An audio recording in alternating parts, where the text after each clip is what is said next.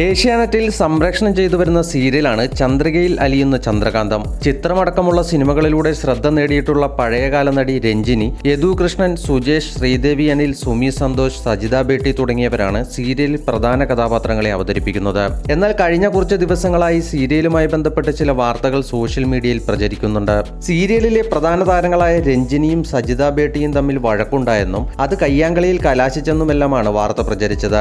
നടിമാർ തമ്മിലുള്ള ഈഗോയാണ് വഴക്കിന് കാരണമെന്നും ഇതുമൂലം സീരിയലിന്റെ ചിത്രീകരണം നിർത്തിവെച്ചെന്നും റിപ്പോർട്ടുകൾ വന്നിരുന്നു.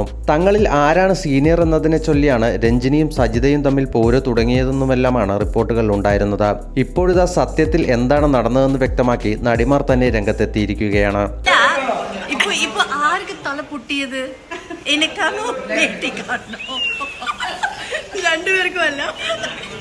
രണ്ടുപേരും തല നന്നായിട്ടുണ്ടല്ലോ. ഓക്കെയാണോ? എനിക്കറിയില്ല എന്തൊക്കെ ന്യൂസ് അവിടെ പുറത്ത് വരുന്നുണ്ട്. ആർക്കും ഇവിടെ തല പൊട്ടിയില്ല. ഷൂട്ട് നല്ല രീതിയിലാണ് പോലെ. നമ്മൾ സാരി കൊള്ളാമോ? പ്രചരിക്കുന്നതെല്ലാം ഫേക്ക് ന്യൂസ് ആണെന്നും അങ്ങനൊരു സംഭവമേ നടന്നിട്ടില്ലെന്നും സജിത ബേട്ടിയും രഞ്ജിനിയും പറയുന്നു.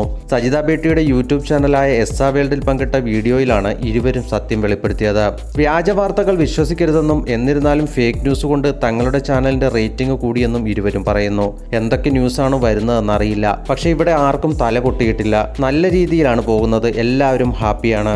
ഇത്തരം വാർത്തകൾ പ്രചരിപ്പിക്കുന്നത് സൈബർ ക്രൈമാണ്. മാത്രമല്ല ഞാനൊരു ലോയറും കൂടിയാണ്. എന്ത് ചെയ്യണമെന്ന് എനിക്ക് അറിയാമെന്നും ചന്ദ്രകാന്തം ഫേമസ് ആക്കി തന്നതിന് നന്ദിയുണ്ടെന്നുമാണ് ഇരുവരും പറയുന്നത്.